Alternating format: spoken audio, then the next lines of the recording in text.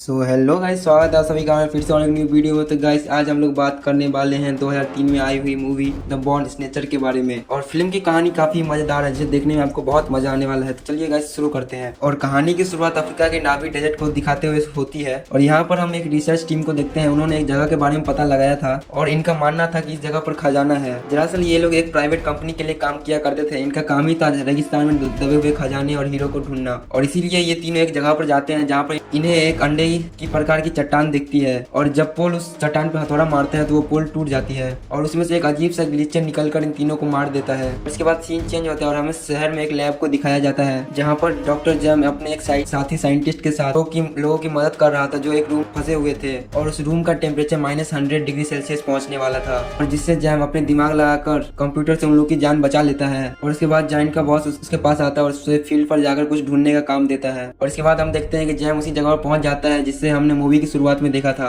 जिसके बाद टैक्सी वाला जैम को उतार कर वहां से चला जाता है। और उसके बाद देखता है कि एक बूढ़ा आदमी अपनी दुकान लगाकर बैठा हुआ था और वो बूढ़ा उसे एक कोल्ड ड्रिंक का कैन देता है। फिर जैम बोलता है चलो अच्छा, इस बंजर रेगिस्तान में मुझे कुछ तो मिला। फिर उसे रिसीव करने के लिए कमांडर कार लाता है और उसे अपनी कंपनी के बेस पर ले जाता है। और बेस के रिसेप्शन पर उसे मिकी के साथ उसका साथी जॉन मिलता है। और अब मिकी जैक का पासवर्ड देखकर उसके सामान की चेकिंग करती है जिसमें उसे एक मशीन मिलती है उसकी बैग से जिसमें एक ट्रैकर था। और ये ट्रैकर 2000 फीट नीचे का पानी का पता लगा सकता था। और चेकिंग के साथ ही कार का एक साथी भी आता है और उसके पास एक मरा हुआ सांप था। खैर जैक की एंट्री के लिए मिकी एक डायरी ढूंढती है जिसे कि जॉन अपनी बेल्ट में रख लेता है। इस बदतमीजी के लिए जैक जॉन को मारकर बेहोश कर देता है और मिकी उस डायरी को लेकर वहां से निकल जाती है। थोड़ी देर के बाद जैक और मिकी उन लोगों की तलाश में निकल जाते हैं जिन्हें हमने मूवी की शुरुआत में देखा था।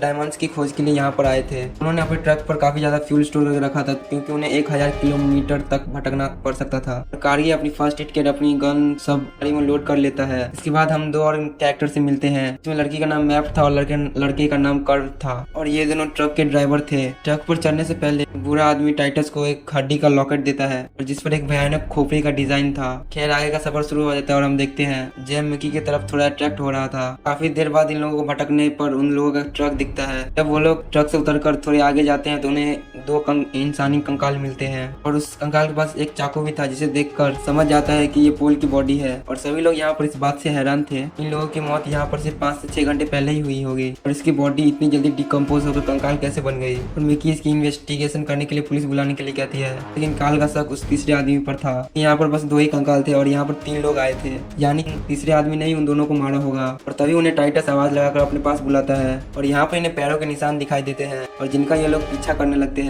और मैंडा वही ट्रक में थी। थोड़ी देर आगे आने के बाद पता चलता है कि शुरुआत में बस तीन आदमियों के पैरों के निशान थे लेकिन अब उन्हें चार पैरों का निशान मिल रहे हैं। अभी ट्रैकर एक डायरेक्शन की ओर बीप करने लगता है जिसके बाद सभी लोग उसी तरफ बढ़ जाते हैं और ये लोग एक शमशान जैसी जगह पर पहुंच जाते हैं। देखकर यहाँ पर लग रहा था कि शायद यहाँ पर ब्लैक मैजिक होता होगा। और टाइटस जैक को यहाँ की किसी भी चीज को छूने से मना करता है और टाइटस को जैसा लॉकेट उस बुढ़े ने दिया था और यहाँ पर वही कल यहाँ की हड्डियों पर बना हुआ था। खैर अब कर्ट उनके पास ट्रक लेकर पहुंच जाता है। सभी लोग ट्रक में सवार होकर अपने बेस पर जाकर एक फॉरेंसिक टीम को यहाँ पर भेजने के बारे में सोचते हैं। और तभी इन्हें रास्ते में कंकाल मिलता है, यानी कि वो तीसरा आदमी भी मर चुका था जिनको इन पर शक था। और कर्ट बहुत ही परेशान हो रहा था क्योंकि उन्हें उनके तीनों साथियों को किसी ने मार दिया था बहुत बुरी तरह से। कर्ट कहता है कि हमें उस किलर को खोजना होगा जिसने हमारे तीनों साथियों को मारा है और मैंडा उसे मना कर देती है। ये रात होने वाली थी और अब इन्हें रात यहीं पर गुजारनी पड़ती है। जैक को अपने साथ हुए इंसिडेंट की याद आते हैं कि वो कैसे ना चाहते हुए भी यहाँ पर आ गया। इस सब के बीच उसके साथ एक चीज अच्छी हुई कि वो मिकी से मिल पाया। उसके बाद वो रेत पर स्केटिंग करता है जिसे मिकी देख रही थी। जिसके बाद वो मशीन को वहाँ पर लाते हैं। बहुत देर से आवाज कर रहा था, इसका मतलब था कि कोई ना कोई इस बेरान रेगिस्तान में इसके आसपास ही है। लेकिन जैक और मिकी अपना रिश्ता बनाने में लगे हुए थे।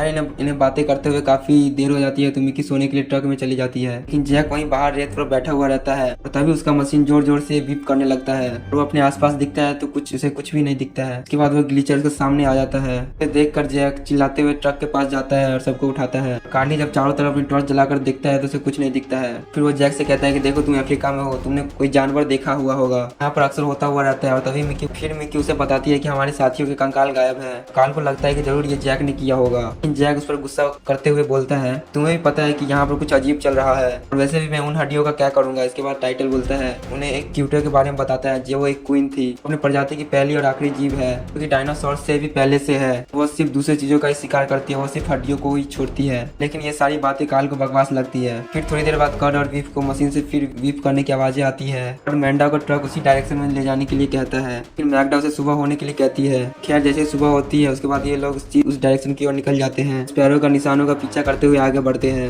एक जगह आने के बाद ये सभी लोग उस क्लेचर को ढूंढने लगते हैं और वह क्लेचर उन्हें एक जगह पर दिख जाता है और कार्ड उसे अपने गन से शूट कर देता है। गोली लगते ही वो क्लेचर राख की तरह बिखर जाता है। जब वो लोग जगह पर जाते हैं तो उन्हें वहाँ पर कुछ भी नहीं मिलता है। वहाँ पर कंकाल देखकर काफी हैरान हो गए। उनके साथ थी हड्डियां थी जो गायब हो गए थे। बाद कार्ड उन हड्डियां ट्रक में रख देता है। जैसे वो लोग सभी लोग वहाँ से निकलने का फैसला करके ट्रक स्टार्ट करते हैं। ट्रक में तभी शॉर्ट सर्किट हो जाता है जिसकी वजह से ट्रक में आग लग जाती है। मेंढा बुझा देती है और फिर कार्ड कहते हैं कि अब तो मुझे इस ट्रक को संभालने में महीनों लग जाएंगे। ये अभी सभी लोग ये अपना रास्ता भटक चुके थे क्योंकि यहाँ पे वीडियो चेक करने पर उन्हें सिग्नल भी नहीं मिलता। ये सभी लोग यहीं पर रुकने का फैसला करते हैं और उनके पास से एक ट्रेन भी गुजरता है लेकिन उनका ध्यान इन लोगों पर नहीं जाता। फिर मैगडा इन लोगों को समझाती है, देखो हमारे पास काफी खाना और पानी है, तुम लोग घबराने की आवश्यकता नहीं है। तब इन लोगों को यहाँ पर रहते हुए काफी दिन बीत गए थे। दिन टाइटस कर्व को रखवाली करने के लिए जगाकर खुद अपने स्लीपी बेड में सोने के लिए चला जाता है। अभी यहाँ पर टाइटस को किसी की होने का एहसास होता है और वो क्लीचर कर्ट के पास जा रहा था। इसके बाद वो टाइटस कर्ट को जगाने के लिए जाता है और वो देखता है कि उसके फेस का एक तरह का मास्क पूरी तरह से गायब हो चुका है।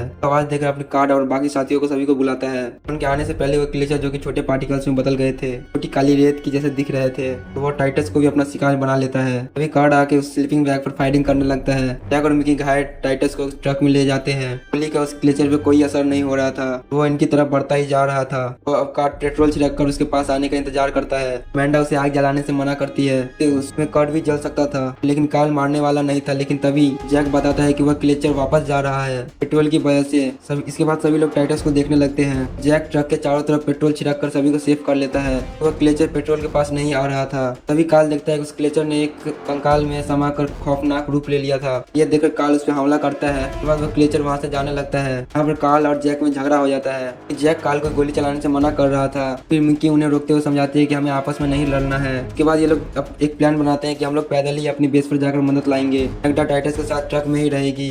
कल सुबह मेमी और जैक पैदल ही रेगिस्तान में आगे बढ़ते हैं। काफी दूर आगे आने के बाद उन्हें रेत का एक आता हुआ तूफान दिखता है जिसमें ये सब फंस जाते हैं। खैर तूफान खत्म होने के बाद दोबारा से अपने सामान को चेक करते हैं जिसमें कि जैक की मशीन टूट गई थी। साथ ही उन्होंने पेट्रोल का एक बॉक्स भी लिया था जिसका ज्यादातर पेट्रोल रेत में ही गिर गया था। फिर इन लोगों को चलते चलते रात हो जाती है। फिर वो लोग एक जगह पर रुकने का फैसला कर चारों तरफ पेट्रोल डालकर उसके बीच में बैठ जाते हैं और ये तीनों यहाँ पर अपने एक दूसरे का हाथ पकड़ बैठे ही थे कि यहाँ पर वो क्लीचर आ जाता है और मैगडा का कंकाल का रूप धर कर आ जाता है और उसने चेहरे की जगह मैगडा का फेस लगा कर रखा था। पेट्रोल की वजह से वो तो घेरे के अंदर तो नहीं आ पाता, इसीलिए वो लोग वो वहाँ से चला जाता है। अब उन्हें अपने दोस्तों का वही ट्रक मिलता है इसे लेकर वो अंडे के पास आए थे। इसीलिए वो लोग सबसे पहले अपने लिए एक मदद बुलाते हैं और जैक के पीछे वो लोग भी उस अंडे में चले जाते हैं। फिर अंदर आकर वह जैक समझ जाता है कि ये जगह उसी क्वीन क्लीचर की है। चींटियों का ही प्रजाति का एक विकसित रूप है। क्वीन का साथी जॉन भी उनके पास तक पहुंच गया था। वो अपने ऊपर अपने दोस्तों की डेड बॉडीज को दिखता है। ये तीनों भी समझ जाते हैं कि टाइटस की बात एकदम सही थी और अब जॉन भी उनके पास तक पहुंच जाता है। उन्हें गन पॉइंट पर लेकर उन्हें बाकी साथियों के बारे में पता करता है। ये लोग जॉन को सारी सच्चाई बताते हैं लेकिन उसे यकीन नहीं होता। फिर वो सोचता है कि वो डायमंड लेकर अपने बाकी साथियों को मार दिया है। तो उन तीनों को हथकड़ी पहनाकर अपने बेस की ओर बढ़ता है। तीनों समझ चुके थे कि वो क्लीचर कितना खतरनाक है, इसलिए उन्होंने अभी इससे नहीं रोका तो बाद में रोकना बहुत ही इम्पॉसिबल होगा। काल पीछे से जॉन पर हमला करके उसे बेहोश कर देता है। जानते थे कि वो क्लीचर अपनी पूरी कॉलोनी बनाना चाहता है। फिर इसीलिए वो लोग एक माइन के पास आते हैं जिसके पास एक्सक्लूसिव लिक्विड था। कल वो अपने पास रखता है और ये लोग उस माइन के अंदर जाते हैं। उन्होंने यहाँ पर कुछ भी नहीं दिख रहा था। फिर तभी जैक को वहाँ पर एक पुराना जनरेटर दिखता है। इसके बाद उस माइन में रोशनी हो गई थी और वो लोग फिर माइन के अंदर जाने लगते हैं। इसके बाद हम देखते हैं कि उस क्लीचर को भी उनके होने की खबर लग गई थी। फिर कार्ल उस क्लीचर को देखकर आगे बढ़ने लगता है। आगे बढ़ने से मिकी और जैक रोक रहे थे। तब जैक उन पर हमला करके एक पिलर गिरा देता है और उसका ध्यान भटका देता है। तो क्लीचर जैक के पीछे आता है तो वो गड्ढे में गिर जाता है। मिकी कार्ल को उठाकर उस गड्ढे के पास आती है। कार्ल जैसे उस मिकी को उसकी जान बचाने के लिए थैंक्स बोलता ही है तभी वो क्लीचर कार्ल का पाँव पकड़ उसे गड्ढे में खींच लेता है। लेकिन कार्ल उनसे अपना हाथ छुड़ाकर उस लिक्विड को एक्सक्लूसिव को एक्सप्लोर करके वो अपने साथ उस क्लीचर को भी मार देता है। उसके बाद जैक और मिकी उस विस्फोट से बचते हुए माइन के दूसरे हिस्से में आ जाते हैं। उन्हें रानी की कोपून जैसी कुछ चीज दिखती है। इस जगह पर वो क्लीचर आकर इस जगह को चारों तरफ से घेर लेता है। बाद जैक समझ जाता है कि ये कोकोन ही सभी क्लीचर को अपने कंट्रोल में करता है। बाद जैक अपने दोस्तों को याद करते हुए इस क्लीचर में चाकू मार देता है। बाद वो सभी क्लीचर मर जाते हैं और वो माइन भी कोलैप्स होने लगती है। माइन की कोलैप्स होने से पहले ही वो दोनों सही सलामत बाहर आ जाते हैं और आकर वो लोग देखते हैं कि उस क्लीचर ने जॉन को भी मार दिया था। ये उस बीच हुआ जब वो लोग माइन के अंदर थे। मूवी के आखिर में जैक और मिकी को टैक्सी का इंतजार करते हुए देखते हैं कि मिकी का काम यहाँ पर पूरा हो चुका था। जैक मिकी का सामान गाड़ी में रखकर उसे गाड़ी में बैठा देता है। तभी अभी हम देखते हैं कि मिकी के सामान में रानी का एक कौन था। इसी सस्पेंस के साथ ये मूवी यहाँ पर खत्म हो जाती है। तो दोस्तों कैसा लगा सभी का हमारा ये एक्सप्लेनेशन मूवी? अगर वीडियो पसंद आया तो चैनल को लाइक और सब्सक्राइब जरूर कीजिएगा। धन्यवाद।